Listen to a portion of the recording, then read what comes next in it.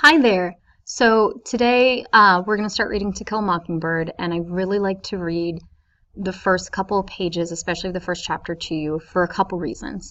First of all, Scout is so sarcastic and there's a lot of humor, but if you're not looking for it, you tend to miss it. So I want to make sure that as I read, I pick up on that humor. Second, Harper Lee, who is the author, can sometimes bog down um, chapter one with a lot of description that seems like it's random. And by if I can get you through that part, I think things start to read much, much easier. So there is a link to Kill Mockingbird on Google Classroom and About, and you can also follow along on your book. Chapter 1.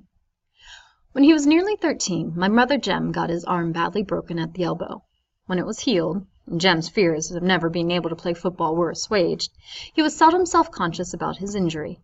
His left arm was somewhat shorter than his right. When he stood or walked, the back of his hand was at right angles to his body, his thumb parallel to his thigh. He couldn't have cared less so long as he could pass and punt. When enough years had gone by to enable us to look back on them, we sometimes discussed the events leading to his accident. I maintained that the Yules started it all, but Jem, who was 4 years my senior, said it started long before them. He said it began the summer Dill came to us, when Dill gave us the idea of making Boo Radley come out.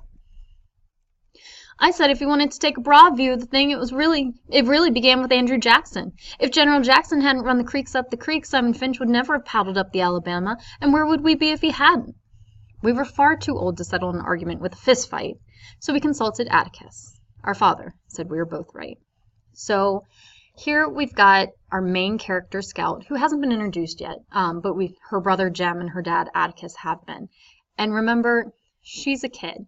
And so a lot of the stuff she's going to say and do is really childlike. So if you've ever been little and gotten into an argument like, it's your fault. No, it's your fault. Well, it's your fault because of blah, blah, blah. Well, no, it's your fault because you were born. If you never had been born, this never would have happened. So she's kind of going into that argument. She's making the argument, well, our ancestor was Simon Finch, and if he never done this, this never would have happened in the first place, and you never would have broken your arm. So now she's going to get into the very first ancestor that they know of, which is Simon Finch. And this goes way back to England. So she's going pretty far back here. She knows a lot of her family history. Being Southerners, it was a source of shame to some members of the family that we had no recorded ancestors on either side of the Battle of Hastings. That was a battle that took place way, way early in English history, the year 800, and we're in the year 2000.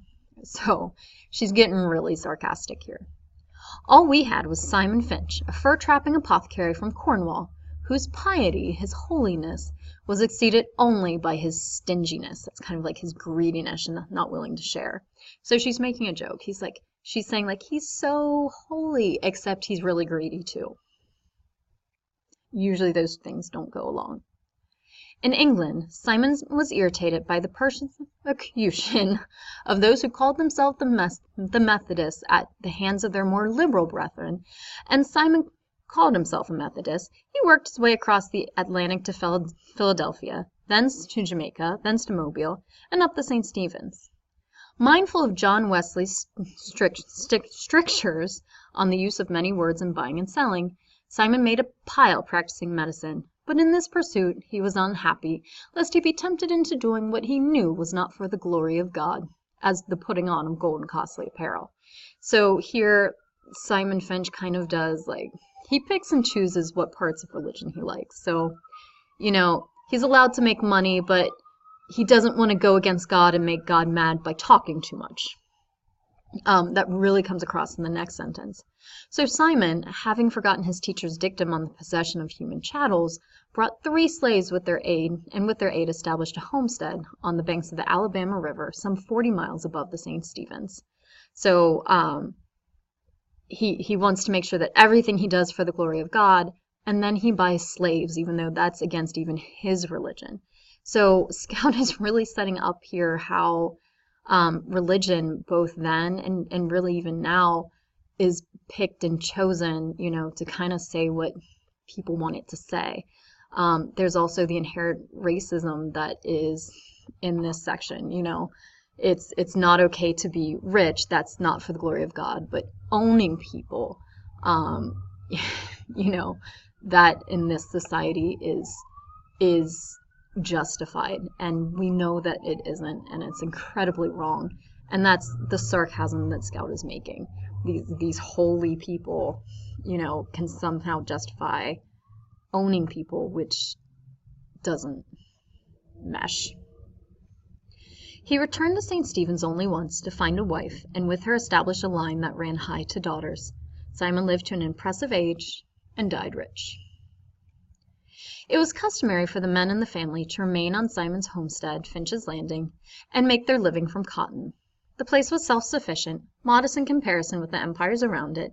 The landing, nevertheless, produced everything required to sustain life, except ice, wheat flour, and articles of clothing supplied by riverboats from Mobile. Simon would have regarded with impotent fury the disturbance between the North and the South, which is the Civil War, America's Civil War, as it left his descendants stripped of everything but their land. Yet the tradition of living on the land remained unbroken until well into the 20th century, when my father, Atticus Finch, went to Montgomery to read law, and his younger brother went to Boston to study medicine. Their sister, Alexandra, was the Finch who remained at the landing. She married a taciturn, a quiet man, who spent most of his time lying in a hammock by the river, wondering if his trot lines were full, which are his fish lines. Now we're getting more into characters of our book, which is her father. Her father is a lawyer. When my father was admitted to the bar, he returned to Maycomb and began his practice. Maycomb, some 20 miles east of Finch's Landing, was the county seat of Maycomb County. Atticus's office in the courthouse contained little more than a hat rack, a spittoon, a checkerboard, and an unsullied code of Alabama. His first 2 clients were the last 2 persons hanged in the Maycomb County Jail. Atticus had urged them to accept the state's generosity in allowing them to plead guilty to second-degree murder and escape with their lives.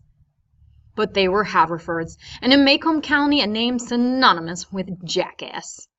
The Haverfords had dispatched Maycomb's leading blacksmith, killed him, in a misunderstanding arising from the alleged wrongful detention of a mare. They accused him of stealing their horse, was impudent enough to do it in the presence of 3 witnesses, killed this guy in front of 3 people, and insisted that the son of a bitch had it coming to him was a good enough defense for anybody.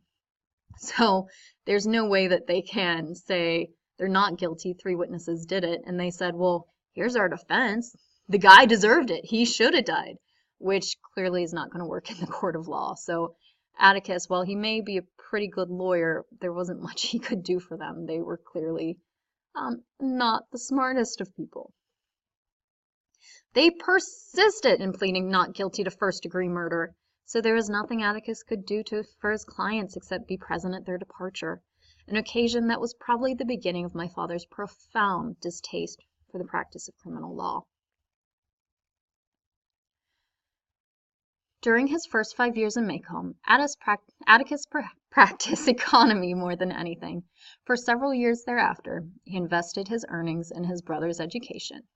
John Hill Finch was 10 years younger than my father, and chose to study medicine at a time when cotton was not worth growing.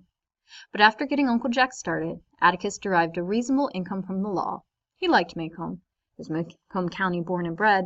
He knew his people. They knew him. And because of Simon Finch's industry, Atticus was related by blood or marriage to nearly every family in town. And sometimes I get people who are like, huh, about that, which is not as ridiculous as it sounds. Maycomb is very much like the West Side. It seems like everybody is related to somebody, and if you're not related to them, you go to the same church, or you're on the same soccer team, or every Friday, the families get together and drink at so-and-so's house. Like, it's just that very traditional, everybody related, everybody knows everybody else type of a thing. All right, at this point, I'm going to pause and start a new recording so that we can get to the second half. So keep reading, and then there is another section that I will read to you, and then you are on your own.